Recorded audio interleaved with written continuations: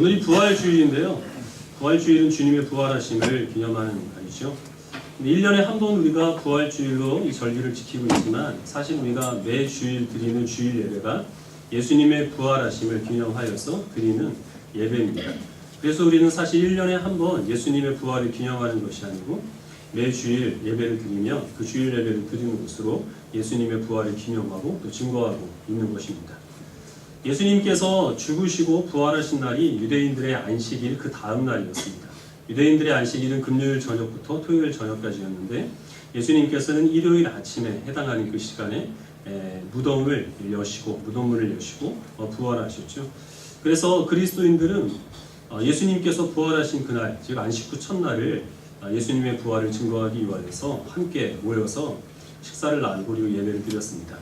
물론 예전에는 일요일이 휴일이 아니었죠. 그래서 그 사람들은 하루 일과를 다 마친 후에 저녁 식사를 나누고 그리고 이제 밤 늦은 시간까지 함께 예배를 드렸는데요.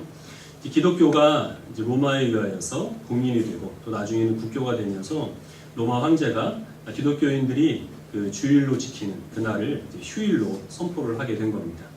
그래서 오늘날 젊은 사람들은 사실 우리 기독교에 대해서 좀 반감을 많이 가지고 있죠. 욕하는 사람들이 많은데 사실 고마워해야 됩니다. 우리 직장인들이나 학생들이나 기독교가 아니었으면 일요일날 쉬는 게 어디 있습니까? 그런 건 없었습니다. 그러나 이 주일이 유대인들의 그 안식일 절기와 이게 좀 섞이게 되면서 그래서 이제 주일을 우리가 쉬는 날로 그렇게 받아들이게 됐고 기독교를 받아들인 그 유럽 전역에 이 주일을 쉬는 그런 하나의 그 문화 습관이 이제 생기게 된 것입니다. 오늘날 사람들은 죽은 자가 다시 살아났다는 사실을 비과학적이라고 그렇게 생각을 하여서 예수님의 부활을 오늘날까지 믿는 것은 미련한 일이다 얘기를 하죠. 시대에 뒤떨어진 일이고 이제는 과학이 많이 발전했기 때문에 죽은 사람의 부활이나 이런 것에 대해서는 인정하지 않아야 한다. 그거는 예전의 사람들이 워낙 미개했던 때에 신화나 전설 같은 얘기를 있는 그대로 이제 믿었기 때문에 그래서 이제 부활을 믿는 것이다 이렇게 얘기하는 사람들이 많이 있습니다. 근데 그런 논리로 따지자고 한다면 우리 기독교는 교주가 죽은 다음에 생성된 종교가 됩니다. 예수님께서 십자가에 못 박혀 죽으셨을 때 그 제자들까지 다 예수님을 버려두고 도망가죠. 그런데 어느 날 갑자기 이 제자들이 함께 모여서 예수님의 부활을 꾸며내고 그래서 그 거짓말을 목숨을 걸고 전파했다 하는 것은 있을 수가 없는 얘기죠. 찰스 콜슨이라는 사람이 있는데요. 이 사람은 1970년대에 미국의 닉슨 대통령 때에 특별 법률 보좌관을 역임했던 사람입니다. 닉슨 대통령 때 어떤 일이 있었냐 하면 워터게이트 사건이 있었습니다. 그때 당시에 대통령이었던 닉슨이 재선을 이제 노리면서 당시 이제 야당 대통령 후보의 그 선거 사무실인 워터게이트 호텔에다가 도청 장치를 설치를 하게 됩니다. 그것이 이제 발각이 됐는데 발각된 후에 선거를 치렀고 닉슨은 다시 재선이 됐습니다. 그런데 그 도청 장치를 설치했다는 문제가 점점 더 이제 확대가 되어서 닉슨이 대통령직에서 물러나야 한다 하는 여론까지 생기게 됐습니다. 그래서 닉슨은 그 사건을 은폐하고 조작하기 위하여서 당시 최고의 법률 전문가들을 불러 모아서 그 워터게이트 사건을 이제 은폐하기 위한 계획을 추진하게 됩니다. 그것을 맡아서 했던 사람이 찰스 콜슨이었다는 것이죠. 그런데 아무리 대통령이라고 하는 최고의 권력을 등에 업고 그리고 당시 당대 최고의 전문가들이 모여서 그 일을 은폐하려고 했지만 결국 실패하고 말았습니다. 그래서 닉슨은 대통령직에서 사임을 할 수밖에 없었고 그 일을 추진했던 찰스 콜슨은 감옥에 갇히게 됐습니다. 찰스 콜슨이 감옥에 갇혀서 왜 우리가 실패했는가에 대해서 곰곰이 생각을 했습니다. 막강한 권력을 등에 업고 그리고 그 누구도 따를 수 없는 전문 지식을 가지고 이렇게 주도 면밀하게 이 일을 추진했지만 실패한 단 하나의 원인은 자신들이 하려고 했던 일들이 거짓이었기 때문이었다는 것이죠. 그리고 찰스 콜슨은 이때까지 예수님을 믿지 않는 불신자였는데 예수님의 부활에 대해서 곰곰이 생각을 해보게 됐습니다. 예수님의 제자들은 예수님의 부활을 증거하여서 얻게 되는 현실적인 유익이 전혀 없었죠. 오히려 그것을 주장하면 주장할수록 그들은 생명의 위협을 받았습니다. 그럼에도 불구하고 이 제자들이 예수님의 부활을 목숨을 걸고 증거하였던 것. 그리고 그 예수님의 부활의 증거를 받아들인 사람이 오늘날 많이 있는데 예수님께서 부활하지 않으셨다는 증거가 오늘날까지 단 하나도 발견되지 않은 그 이유가 무엇일까 하는 것을 생각을 하다가 역시 하나의 결론을 내렸습니다. 예수님의 부활은 역사적인 사실이기 때문에 그것 외에 다른 이유를 찾을 수가 없었던 것이죠. 그래서 찰스 콜슨은 감옥에서 회심을 하여서 그리스도인이 되었습니다. 찰스 콜슨이 그리스도인이 된 것, 그리고 또 오늘날 우리 많은 그리스도인들이 이 부활절 예배를 드리면서 예수님의 부활을 기념하고 부활하신 예수 그리스도를 찬송하는 것은 우리 눈앞에 부활하신 예수님께서 나타나셨기 때문에, 그래서 우리가 예수님의 부활을 확신하여서 예배를 드리는 것이 아니죠. 예수님의 제자들이 그랬던 것처럼 부활하신 예수님을 믿는 믿음과 예수님의 부활을 믿는 사람은 죽어도 살아나리라는 부활 신앙을 가지고 살았던 그 성도들의 삶이 있었기 때문에 그것이 예수님께서 살아계시다는 증거가 되었던 것입니다. 우리들도 마찬가지입니다. 우리들이 예수님의 부활을 믿습니다. 예수님의 부활을 찬송합니다. 이렇게 고백을 해도 부활하신 예수님과 같이 우리도 언젠가는 죽겠지만 그 죽음의 권세를 이기고 다시 살아나서 하나님 안에서 영생을 누리리라는 이 소망이 없으면 부활절에 길거리 나가서 계란을 나눠주는 것으로 예수님의 부활은 증거되지 않습니다. 우리가 부활 신앙에 입각한 삶을 살아갈 때에만 부활하신 예수님께서는 그런 우리를 통하여서 예수님의 그 영생의 능력을 세상 가운데 선포하시는 것이죠. 오늘 우리가 읽은 이 본문은 아브라함, 우리의 믿음의 조상이 가졌던 그 부활 신앙을 증거를 하고 있습니다. 아브라함의 아내가 사라인데 사라가 127세의 나이에 죽습니다. 오랜 세월 동고동락을 했기 때문에 아브라함은 사라의 죽음을 심히 슬퍼하죠. 그런데 이 사라의 매장지를 지금 찾기 위하여서 이때 당시 아브라함이 머무르고 있던 땅은 가나안 땅, 헤브론이라는 지역인데 그 지역을 지금 소유하고 있는 사람은 헷 족속이었습니다. 그 헷 족속 가운데 에브론이라는 사람을 찾아가서 당신의 그 소유지 중에서 막벨라라고 하는 그 밭과 거기에 딸린 굴과 그리고 거기에 있는 그 숲을, 나무를 나에게 팔라라고 그렇게 요구를 합니다. 내가 거기에 죽은 자를 장사하겠다라는 것이죠. 아브라함은 이때 여기에 원주민이 아니라 이방에서 이주해온 나그네였죠. 그러나 많은 부를 가지고 있었던 일종의 지역 유지였기 때문에 에브론은 아브라함에게 내가 이 땅을 그냥 당신에게 주겠다.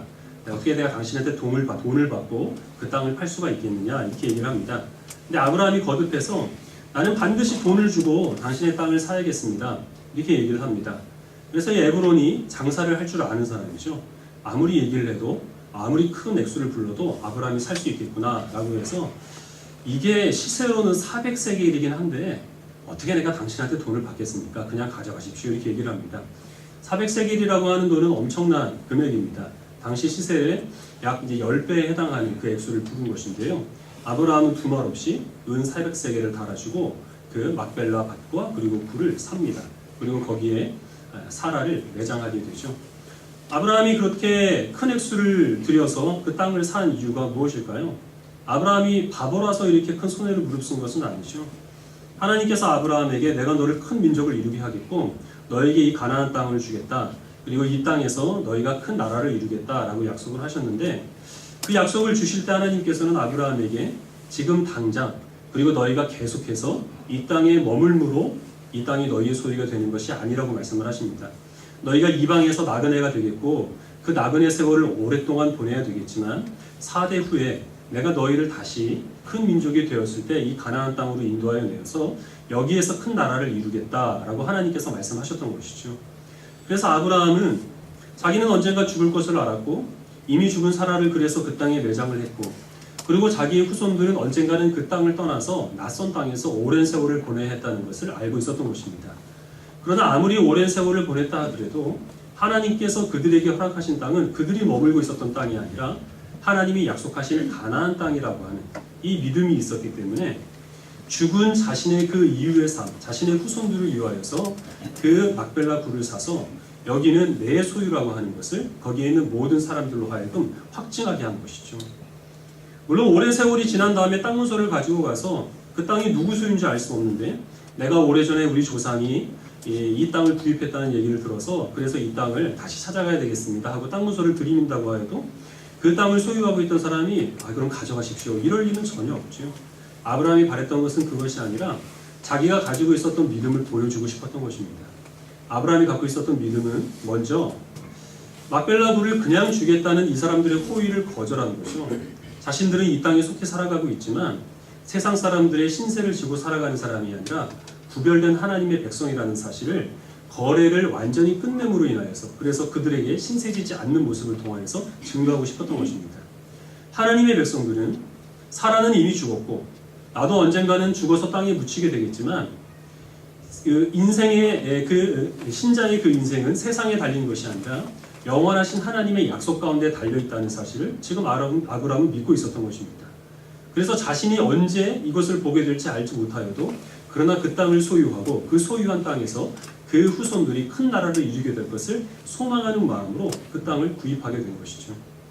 확실하게 성경에 나와 있지는 않지만 아브라함은 한 가지 분명히 사라도 죽었고 자신도 죽지만 죽은 그 아브라함과 사라를 하나님께서 다시 살리셔서 그 후손들과 함께 영원한 하나님 나라에서 살게 하실 것이라는 믿음이 있었습니다. 즉 부활신앙이 있었다고 하는 것이죠. 우리가 본문으로 삼은 것은 창세기 23장인데요. 창세기 23장 앞에는 창세기 22장이겠죠. 당연히. 창세기 22장에 어떤 사건이 있느냐 하면 하나님께서 100세에 얻은 아브라함의 아들 이삭을 모리아산에서 제물로 바치라고 말씀을 하십니다. 있을 수가 없는 이야기죠. 어렵게 얻은 아들을 번제로 바치라는 그 요구를 하나님께서 하셨다는 겁니다. 근데 아브라함은 두말하지 않고 하나님의 그 명령에 순종합니다. 이삭을 데리고 모리아산까지 가서 제단에 이 이삭을 묶어놓고 칼로 진짜 이삭을 죽이려고 하죠. 하나님께서는 그때 아브라함을 만류하시면서 수량을 준비하셔서 이 수량을 대신 나에게 제물로 바치라 라고 그렇게 말씀을 하십니다. 여러 가지 정황들을 살펴보면 아브라함은 분명히 내가 이삭을 번제로 하나님께 바친다 해도 하나님께서 다른 아들이 아닌 이 이삭을 반드시 살리실 것이라는 그런 믿음이 있었다는 것이 확실합니다. 그래서 아브라함은 기꺼이 이삭을 하나님께 번제로 드릴 수가 있었던 것이죠. 물론 진짜 이삭이 죽음을 당하진 않았지만 영적인 의미에서는 이삭은 죽었다가 다시 살아난 아들입니다. 그리고 아브라함은 하나님께서 그 이삭을 나에게 죽었다가 다시 살아난 아들로 주셨다는 사실을 믿는 믿음이 있었고 그 믿음이 창세기 23장에서 막벨라 굴을 큰 돈을 주고 구입하는 것으로 그래서 많은 사람들 앞에 이것을 자신의 소유로 후손의 소유로 확증하는 것으로 그렇게 드러났던 것이죠. 이 아브라함이 가지고 있었던 부활신앙은 야곱에게로 그대로 이어지게 됩니다. 창세기 49장 말씀 다시 보겠습니다.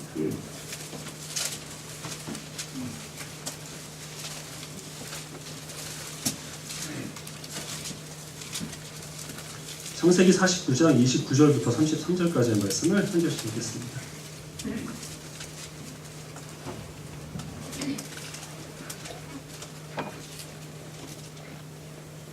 창세기 49장 29절 제가 먼저 읽겠습니다. 그가 그들에게 명하여 이르되 내가 네 조상들에게로 돌아가니 나를 햇살한 에브론의 밭에 있는 굴에 우리 손자와 함께 장사하라.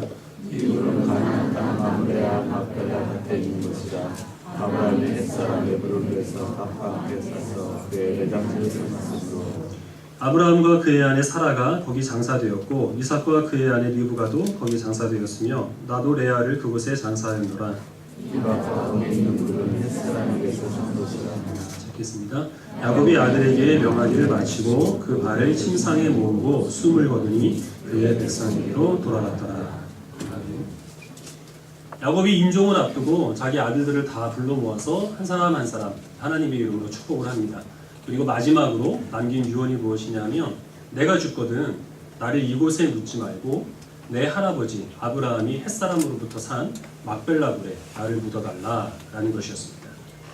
이때 이 야곱이 머무르고 있었던 땅은 애굽이었습니다. 이 가나안 땅에 가뭄이 들어서 야곱이 식량을 구하러 아들들을 애굽으로 보냈다가 애굽의 총리 대신으로 있었던 요셉을 만나게 되죠. 그리고 그 요셉이 자기의 가족들을 보호하기 위하여서 애굽으로 불러들인 바로 그 상태에 있었던 겁니다.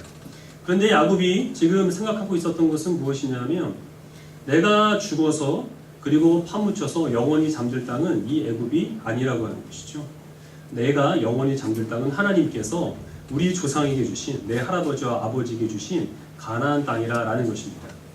우리가 비록 이 애굽에서 얼마나 지낼지는 알 수 없다 해도 그러나 하나님께서는 반드시 4대가 지난 후에 오랜 세월이 지난 후에 우리를 이 애굽에서 꺼내셔서 가나안 땅으로 반드시 돌려보내시리라 약속하셨기 때문에 그 땅을 바라보는 소망으로 나는 거기에 장사가 되겠다. 거기에는 아브라함과 사라와 그리고 이삭의 아내인 리브가와 그리고 야곱의 아내인 레아가 지금 막벨라굴에 장사되어 있기 때문에 나도 거기에 장사를 해달라는 것이 마지막 유언이었습니다. 이 애굽 땅은 어떤 땅입니까? 먹을 것이 풍부한 땅입니다. 그리고 거기에는 야곱의 아들이 총리 대신으로 있습니다. 그야말로 부귀영화와 그리고 또 많은 권세를 자기 마음껏 누릴 수 있는 땅이 바로 애굽입니다.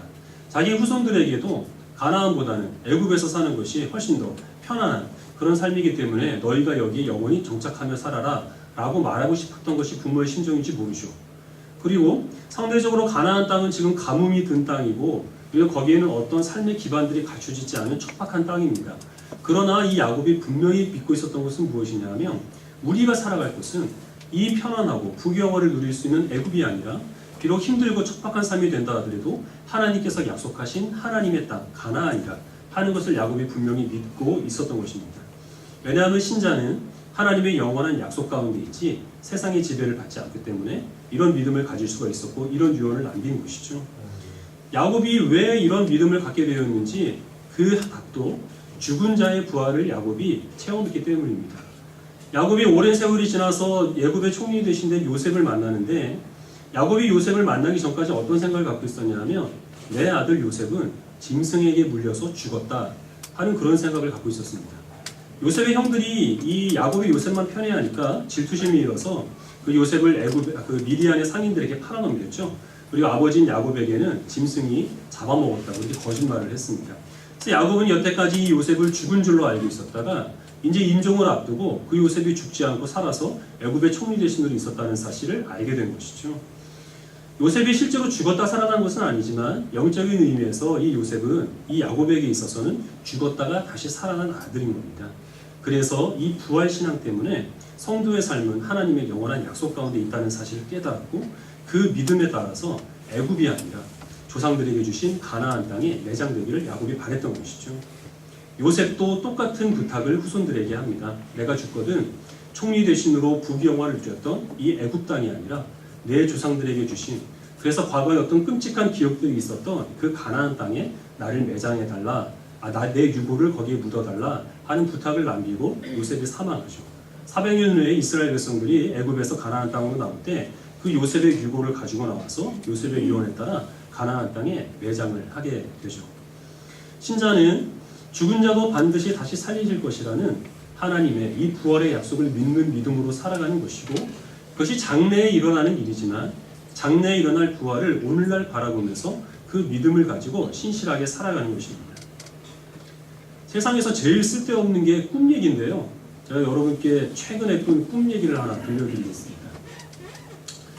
어떤 큰 사고가 있어가지고 제가 행방불명이 됐습니다. 그래서 가족들은 오랫동안 제가 나타나지 않으니까 사망신고를 하고 장례식까지 다 치른 거예요. 근데 제가 사실은 죽지 않고 기억을 잃고 어딘가 살아있었습니다. 꿈이 원래 얘기가 이제 막 건너뛰는데 갑자기 이제 제가 기억을 되찾아가지고 가족들을 찾아 나선 거죠. 그래서 오랜만에 가족들을 다 찾았습니다. 근데 어머니는 이제 시간이 오래 지났으니까 이미 돌아가시고 아내는 다른 집에 시집을 간 거예요. 재혼해서 저희 아이들도 이 시성이 아니라 다른 성으로 그렇게 행복하게 잘 살고 있었습니다. 그래서 뭐 아이들이 어쩔 수 없지만 어떻게 좀 아내라도 좀 건져봐야 되지 않겠습니까? 제가 빨래하고 밥하고 할 수는 없잖아요. 시켜야지. 그래가지고 내가 돌아왔으니까 다시 이제 나한테 돌아와라. 난 살아있다. 이렇게 얘기를 했죠. 그러니까 이제 아내가 하는 말이 나는 지금 여기서 편안히 살고 있으니까 더 이상 내 앞에 나타나지 말고 당신 혼자 어디 멀리 가서 살라고 이렇게 얘기를 하는 거예요. 아멘. 모르겠습니다. 제가 뭐 어떤 이게 일종의 징조일지도 모르겠는데 하여튼 그래서 너무 꿈속에서 서럽더라고요. 그래서 제발 이게 꿈이었으면 좋겠다 하는 생각을 갖고 있을 때 알람이 울리면서 빨리 새벽 기도 가라고 그래서 잠에서 그때 깨어났습니다. 이 꿈이라는 게 얼마나 감사한지 사실은 지금도 그게 현실이고 이게 꿈인지 헷갈리고 있는데 참 감사하는 마음으로 안도의 한숨을 쉬고 있었는데 그때 이제 갑자기 좀 떠오르는 사람들이 있었습니다. 1년 전에 세월호 사건으로 사랑하는 가족을 잃은 사람들이 있죠. 이 사람들은 사실은 영원히 깨지 않는 악몽 가운데 살아가는 거죠. 그리고 또 그런 사람들뿐만 아니라 세상에 살아가는 많은 비극을 겪은 사람들도 깨어날 수 없는 악몽 가운데서 이게 꿈이었으면 좋겠다 하는 그것을 현실로 받아들이면서 살아갈 수밖에 없고 더 큰 문제는 무엇이냐 하면 언젠가는 우리도 그런 일을 당할 수밖에 없다는 겁니다. 아브라함이 사라를 잃은 것처럼, 아니면은 그 야곱이 아들 요셉을 잃은 것처럼 그런 극심한 슬픔으로 사랑하는 사람을 잃은 아픔을 우리가 겪을 수밖에 없고, 우리도 세상을 떠날 수밖에 없다고 하는 것이죠. 세상에 있는 모든 종교는 다 그래서 구원을 얘기를 하고, 종교가 아니라고 하더라도 행복한 삶, 만족스러운 삶들을 다 보장하는 것처럼 그렇게 이야기를 합니다. 그러나 근본적으로 해결되는 것이 없는 이유가 무엇이냐면, 세상에서 말하는 구원과 행복은 지금 있는 현실 가운데서 조금 더 달라지는 것을 보장하기 때문입니다. 예를 들어서 불교에서 말하는 환생이나 아니면 윤회나 이런 것은 지금 우리가 살아가고 있는 세상은 똑같은데 우리만 조금 더 나은 신분으로 다시 거듭나게 될 것을 우리들에게 약속하고 있죠. 성형외과 의사들은 우리의 외모를 조금 더 아름다운 모습으로 바꿔주고, 그러면 훨씬 더 만족스러운 삶을 살아갈 것처럼 그렇게 우리들에게 이야기를 해줍니다. 그러나 결국 변화되는 것은 아무것도 없다는 거죠. 꿈 이야기로 비유해서 말씀을 드리자면, 약간 덜 끔찍한 악몽을 꿀 수 있도록 그렇게 우리들에게 그 약속을 보장해 주는 것과 다름없습니다. 근데 하나님께서 우리에게 주신 부활신앙은 우리에게 어떤 의미가 있느냐 하면, 우리가 꿈으로 여겼으면 좋겠다, 이게 정말 내가 이 꿈에서 얼른 깨어났으면 좋겠다 하는 그런 악몽 같은 일들을 실제 꿈으로 만들어주는 것이 예수님께서 우리에게 주신 부활신앙입니다. 과거에 겪었던 어떤 좋지 않은 기억들, 그래서 내 삶 가운데서 깨끗이 지워내버리고 싶은 그런 어떤 아픈 상처들이 정말로 지우개로 깨끗하게 지워지는 것처럼 아무런 일도 아닌 것으로 돌려보내는 것이 하나님께서 우리에게 주신 부활신앙이죠. 반대로 우리가 애쓰고 수고하고 힘쓰는 것들, 이것들이 하나님의 약속 가운데서 이루어지는 것이 아니라고 한다면 아무런 소용도 없는 허사로 돌려보내는 것이 부활신앙입니다. 인생을 살아가면서 내가 바꿀 수 없는 일들이 있죠. 내 주변에 있는 상황들을 바꿀 수 없고, 내 연약함들을 고칠 수가 없습니다. 내 외모, 내 건강, 내 성격, 무엇 하나 내 마음대로 변화시킬 수 없는데, 하나님께서 우리에게 약속하신 부활신앙은 우리가 꿈꾸는 것보다 더 아름답고 완벽한 모습으로 하나님께서 모든 것들을 완전히 변화시켜 주실 것을 우리들에게 약속하여 주시는 것입니다. 우리는 그 약속을 믿고 그 약속을 믿는 믿음 가운데서 비록 지금 살아가고 있는 현실이 어떻게 보면 꿈과 같고, 그리고 이것이 현실이 아닌 것처럼 느껴진다 하더라도, 그러나 이곳으로부터 하나님의 약속이 이루어질 것을 믿는 믿음으로 우리들은 하나님께 소망을 두고 살아가는 것, 그리고 그 삶을 통하여 주님께서는 이 땅 가운데 예수님께서 살아서 지금도 역사하신다는 사실을 많은 사람들 앞에 증거하고 계시는 것입니다. 그래서 부활의 소망을 가지고 살아가는 사람들은 사랑하는 사람을 잃을 것과 같은 슬픔 앞에서 잠시 낙심할 수는 있겠지만, 그것이 끝이 아니라는 사실을 알기 때문에 이내 다시 털고 일어설 수 있는 소망을 가지고 살아가는 사람들입니다. 세상이 우리들에게 많은 유익을 주고 거기에서 충분한 즐거움을 느낀다라고 생각을 하지만, 거기에 영원토록 우리의 털을 둘 것이 아니라는 사실을 알기 때문에 이내 고개를 들어서 영원한 우리의 본성이 되는, 본향이 되는 하나님 나라의 소망을 두면서, 그래서 하나님을 섬기고 이웃을 섬기며 살아가는 것이 부활신앙을 가지고 살아가는 성도의 참된 모습이죠. 초대교회 그리스도인들이 그랬죠. 그들은 자신들이 평생을 일궈놓은 그 재산을 다 팔아서 교회에 드렸습니다. 그럼 교회는 그것을 가지고 가난한 사람들의 필요에 따라서 나눠주게 되었죠. 어떻게 그들이 그럴 수가 있었을까요? 그들은 그들의 소망이 이 세상이 아니라 하늘에 있다는 사실을 알았기 때문에 가난한 사람들을 돕기 위하여서 평생 일궈놓은 그 모든 재산들을 아낌없이 하나님께 드릴 수 있었던 것이죠. 예루살렘 교회에 핍박이 닥칩니다. 그래서 많은 사람들이 또 순교를 당하게 됩니다. 그래서 그 교인들은 사방에 흩어진 곳에서 역시 마찬가지로 순교의 위협을 무릅쓰고 예수 그리스도의 부활의 소식을 전했습니다. 그들은 무엇 때문에 가장 소중한 생명까지 하나님께 바치면서 예수 그리스도의 부활을 증거할 수가 있었겠습니까? 성도는 사망으로 가득 찬, 죄로 가득 찬 이 세상의 지배를 받는 것이 아니라 영원한 하나님의 약속에 다스림을 받는다는 사실을 알았기 때문에 기꺼이 부활하신 주님을 증거하기 위해서 목숨을 드릴 수가 있었던 것이죠. 우리들은 어떤 소망을 가지고, 그리고 어디에 우리의 그 삶의 근본을 두고 살아가는지 예수님께서 부활하신 오늘 다시 한번 우리의 믿음을 돌아보시길 바랍니다. 우리의 삶이 영원한 하나님 나라에 있지 않고 우리가 지금 꿈꾸고 계획하는 것들이 이 세상이 아니라 영원토록 우리를 평안으로 인도해 주시는 하나님의 약속 가운데 있지 않냐면, 우리를 통하여서 부활하신 주님은 증거될 수가 없고 우리를 통하여서 하나님의 일들이 이루어질 수 없다는 사실을 기억하시길 바랍니다.